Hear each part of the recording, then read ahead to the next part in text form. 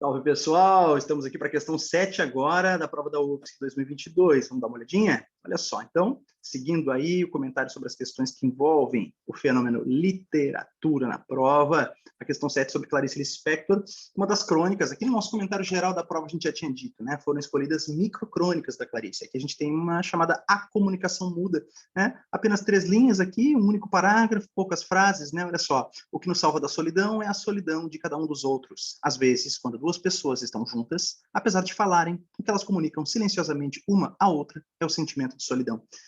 Só isso, tá? Então, essa é a crônica. E a questão 7, então, é basicamente sobre esse textinho aqui, tá bom? Observa que muito sobre interpretação, pouco sobre as características da autora, enfim, tá? A gente, né, vai observar isso agora na questão aqui.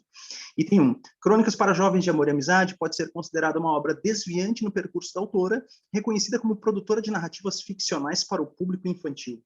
Esse item é falso porque a Clarice não se caracterizou por narrativas infantis. Esse não foi o auge da produção dela, tá certo? Então, a gente até pode entender, né, que o gênero preferencial da autora não eram as crônicas, mas os romances e contos, né? Todavia, aqui dizer que ela é uma autora reconhecida como produtora de narrativas ficcionais para o público infantil, não, né? A narrativa infantil até foi produzida, a literatura, né, para o público infantil, infanto-juvenil, aparece em alguns momentos da obra da Clarice, mas essa sim como caráter de exceção, né? O público da Clarice era preferencialmente adulto, tá? Então, esse item aqui é falso. Item 2. A preocupação da autora com a clareza de seus textos, constantemente enaltecida pela crítica literária nacional, pode ser identificada no texto 6 pela repetição do termo solidão. Tá? A gente vai vendo que ela vai usando várias vezes o termo solidão, ó, que no Salva da Solidão é a solidão de cada um dos outros. Às vezes, quando duas pessoas estão juntas, apesar de falarem, o que elas comunicam silenciosamente uma à outra é o sentimento de solidão. Solidão, solidão, solidão. A repetição da palavra, ela não ajuda, vamos dizer assim, a gente a ter uma leitura muito clara ou óbvia, né, dos sentidos pretendidos pelo autor. É um texto, né, aberto a muitas interpretações, certo? Que está muito mais num nível abstrato do que concreto para a leitura. Não é um texto, vamos dizer, daqueles mais fáceis de serem, né, significados pelo leitor comum, pelo leitor mais inexperiente, digamos assim, tá? Então, quando diz assim, a preocupação da autora com a clareza dos textos, certo? Pode ser identificada pela repetição do termo solidão, não é bem isso que a gente vai observar aqui, né? A gente percebe que ela atribui aqui uma carga de sentido bem abstrato, aqui é o termo solidão, tá?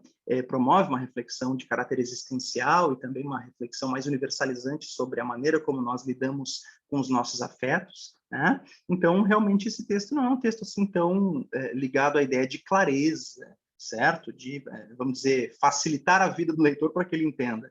E vamos lá, né, pessoal? A preocupação da autora com a clareza de seus textos constantemente é enaltecida pela crítica. Se a gente pegar esse trechinho inicial, compara com o que está escrito lá no próprio livro. No texto de abertura, escrito pelo Pedro Carpe Vasques, nós temos um comentário que diz o seguinte, né, que a crítica costumava chamar a Clarice de uma autora hermética, certo? Eu costumo fazer com os meus alunos sempre o estudo do livro como um todo, e no meu estudo não falta, né, o estudo do texto introdutório. Então, o texto de apresentação feito pelo Pedro Carpe Vasques comenta isso, que a crítica costuma chamar a Clarice de uma escritora hermética, essa palavra, tá? Hermética significa dizer fechada, difícil, de difícil penetração, certo? E que a Clarice não se conformava com isso, certo? A Clarice se achava simples e a crítica achava a Clarice hermética, ou seja, fechada, difícil, beleza? Então, a afirmativa 2 é falsa, evidentemente, porque a crítica nunca enalteceu, né, uma suposta clareza nos textos de Clarice. Pelo contrário, a crítica costuma atribuir a Clarice, né, esse status de escritora difícil, beleza? Portanto, pessoal, item de número 2, falso, beleza? Assim como 1 também, a gente já tinha visto que era errado, né? Item de número 4, o texto 6 reflete sobre a dinâmica das relações humanas que envolvem o que é falado e o que é comunicado silenciosamente. É isso aí, certo? Olha só, aqui fala que elas comunicam silenciosamente uma outra é o sentimento de solidão. Quer dizer, a gente está falando aqui justamente sobre o quê? Né? Muitas vezes, um tipo de comunicação sem palavras, como o próprio título sugere, a comunicação muda. Né? Então, vejam, ali repetindo, o texto 6 reflete sobre a dinâmica das relações humanas que envolvem o que é falado e o que é comunicado silenciosamente. O próprio título, comunicação muda. Ok? Então, o item 4 é verdadeiro, conforme a leitura do fragmento ali, aliás, do texto, né? É a crônica na íntegra que está ali, bem breve o texto. Mas olha só, item de número 8. A expressão às vezes pode ser substituída por ocasionalmente, sem prejuízo ao sentido original do texto.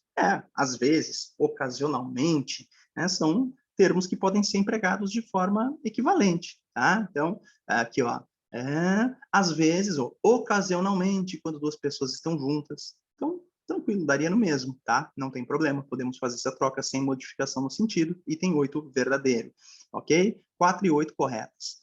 16. A questão central explorada no texto 6 é a necessidade humana de falar com outras pessoas para evitar a solidão. Falar, necessidade de falar, mas o texto aborda inclusive a comunicação sem palavras, a comunicação muda. Então, essa necessidade de falar, não. É a necessidade de comunicar-se e muitas vezes comunicar a própria solidão, e muitas vezes essa comunicação se dá sem palavras. A comunicação muda.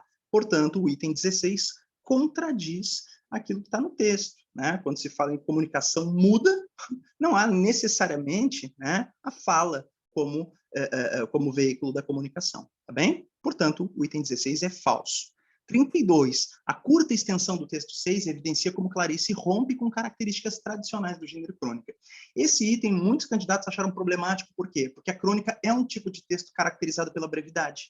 Acontece que, observa bem, a curta extensão do texto 6, tá? Vocês observem que ele é muito curto, tá? Então, olha só, evidencia como Clarice rompe com características tradicionais do gênero crônica.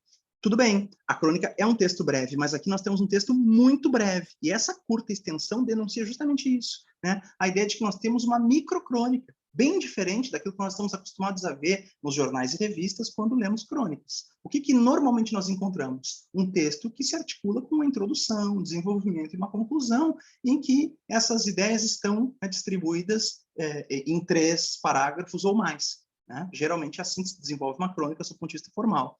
Ok que não existe uma regra, né, para se fazer crônica, todavia, dá para perceber que a Clarice se distancia, vamos dizer, da crônica convencional ao fazer textos como esse, microcrônicas, textos em que a crônica se resuma apenas a um único parágrafo, tá certo? O que nós temos ali, simplesmente, né, são 2 linhas e meia. Tá? Então, essa extrema brevidade do texto aqui destoa, né, do padrão das crônicas que a gente está habituado a encontrar nos jornais e revistas, que normalmente se constituem de 3 ou mais parágrafos, certo? Portanto, isso confere com o que nós vemos aqui. 32, a curta extensão desse texto evidencia mesmo uma ruptura com características mais tradicionais, né, das crônicas em geral, ok? Item 32, verdadeiro. Portanto, 4, 8 e 32 são as afirmativas corretas para esse teste, beleza? Bom, a gente vai continuar analisando a prova aí, dá uma olhada no próximo vídeo, até daqui a pouco.